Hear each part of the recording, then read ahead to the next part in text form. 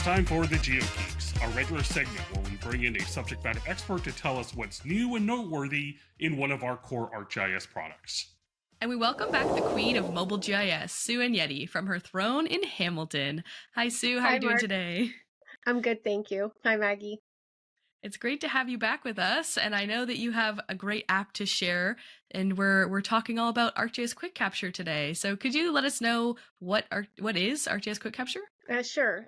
ArcGIS QuickCapture is a mobile app that doesn't always get the attention it deserves, I think, because sometimes it is overshadowed by the popularity of field maps or Survey 123. So I'm glad I'm talking about it today because it is your choice for a data collection app from R3 to meet your field workflow needs. It's what I call our big button data capture app. It's designed for capture when you don't have time to deal with multiple steps in order to collect an observation, especially if you're in the field and you're moving at speed and you need to easily and quickly record features and their attributes. So like our other mobile apps, if you're using QuickCapture while connected with either cellular or Wi-Fi, the data you collect is almost in real time, and it's made available to users in your ArcGIS organization to view in a dashboard, web map, or another app. If you're a QuickCapture mobile user, you just have to download the app first from the appropriate app store, and it not only works on iOS and Android, but also Windows. And once you sign into your ArcGIS organization, you'll be able to see all the QuickCapture data projects that are shared with you. And these projects also can be shared with mobile users with a URL link or a QR code. So I think the key thing about QuickCapture is users can get going and capture data very quickly. It provides a set of buttons that just need to be tapped to capture an observation, and most attributes are actually configured to the button. Yeah, I've seen some videos of QuickCapture in action. It's actually really cool. These guys are riding around in their cars and their bikes, and they've got these big buttons, and they're just pounding away. It is all very cool. But I'm sure you get this question a lot. So we do have these other field apps, like you mentioned. We've got field maps. We've got Survey 123. So what makes QuickCapture different or unique from the other field apps? Well, I think it's really the simplest, it provides the simplest, most minimalistic user experience out of all the data capture apps. It does some things that other apps do. It can collect points, lines, or polygons, both feature geometry and attributes. And the feature layer that the data is collected in is either hosted in ArcGIS Online or ArcGIS Enterprise in the portal. It can use your GPS and external GNSS for location. But I think other than the buttons, it actually lets you collect all these other variables from your device directly, such as your location and direction of travel and things like that. And it will only let you capture a new observation. So that is something that is different from Survey 123 and QuickCapture. But I think, again, going back to the simple big button data capture, it's very easy and needs very little user training to capture something. And you basically design your project to work in the most simple way as possible. Another thing that's kind of neat that people don't really know is that QuickCapture can capture multiple features at a time. So maybe you're capturing a trail and you want to capture a variable about condition as well as difficulty rating. QuickCapture is the only one who really lets you do that out of our mobile apps. So I always recommend people have a look at all the apps. You can really quickly set up a project, and you just want to make sure that it will meet your data collection needs and what your users are willing to work with in the field.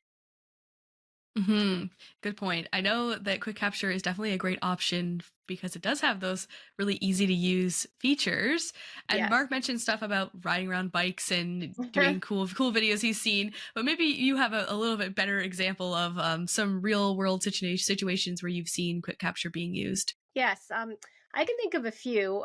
Road patrol is a really popular use because basically you would have maybe one driver driving the truck, and then a second person would have, a tablet or a phone, and they could just tap a button while they're capturing road hazards or road conditions. Sign inventories I've seen is another popular use. Wildlife observations, hazard patrols, damage assessment. Waste collection is another application. And actually on our GIS day, the city of Hamilton talked about how they're using QuickCapture for their bulk waste collection program. So they can give the public instant feedback about why a bulk item could not be picked up. And of course, as a GeoGeek, I do have a personal example. I've used that fun run template that we use at the San Diego user conference that lets people who are virtually attending the conference participate in the fun run. So I've used this on running and hiking, although I sometimes use field maps. But we have that template actually part of our Esri Canada internal organization in our connection hub to share our fitness activities. So those are just some examples. Yeah, I could just see you now, just running down San Diego streets with your big button pounding away. I'm That more sounds likely doing it in Hamilton, actually, but Oh, okay.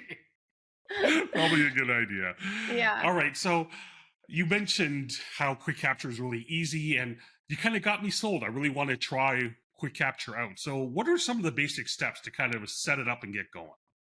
Well, we provide what's called a web designer from your ArcGIS organization that you use to create your projects. And you start off with a data layer. So you might already have a data layer you created either in ArcGIS Pro and have published to your organization, or you've created it right in your ArcGIS organization. And if you don't have a data layer, that's okay, because we give you a bunch of templates, and the templates kind of meet common workflows. So the fun run is one of the templates. And you select these templates, it builds your feature layer, and then QuickCapture builds a data collection project based on that layer. And it will create one button per feature type. And then you can configure not only how that button looks, so kind of user experience to make it easier to be aware of what you're capturing, but you would then configure all the attributes that each button is collecting. So you can select from your list of attributes in your data layer. You can select from those device variables I mentioned. There's a whole list that are supported. And you can also add user inputs. So that is if, say, you wanted someone to add or type in or choose from another drop-down list some additional variables per type of feature they're collecting. Other things you would configure in your project is it provides a map.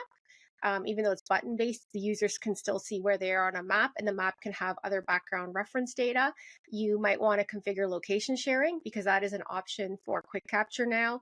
And you might want to link to another app. So QuickCapture supports URL linking, that you can create a button that would take a user directly to Survey 123 or dashboards. And then once you're done configuring and saving that project, you just share it with your mobile users. And we usually recommend group sharing in ArcGIS. And then once they have that, they're ready to go. So it's really easy. I think, Mark, you could do it no problem. Even I could do it. Wow, thanks. Appreciate that. Well, it seems like if Mark can do it, anyone can. So a great app, especially for people getting started in the field app world. So thanks for sharing all of that. But, we can't let you go without hearing what's new. We always want to know what's new. So are there any new updates to the latest version of QuickCapture people should know about? Yeah, well, thanks for asking. There was an update on November 30th, so the last update of the year. One of the things they updated is, I mentioned that although QuickCapture is typically, the buttons are kind of hard-coded to feature attributes, those user variables, we call them user input variables, the limit before was 3, and now there's 10, because people wanted to add more of those. And they're kind of cool when you use them. So you tap on a button, it automatically captures some attributes, and then you might just present a list of choices, and the user selects a choice, and then it would automatically go on to the next variable. So we've added more of those. Earlier this year, we added the ability to use arcade calculations to calculate some of your attributes as well. And we also updated the support for oriented imagery layers. So you can add those to your QuickCapture project and capture them directly. So just capturing images from different orientations, and then they can be viewed in your ArcGIS organization after. So there's been a number of good updates very recently.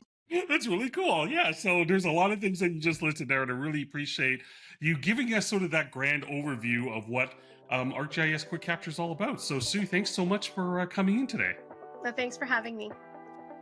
Live from Hamilton, that was Sue Enyedy, our GeoGeek for all things field apps.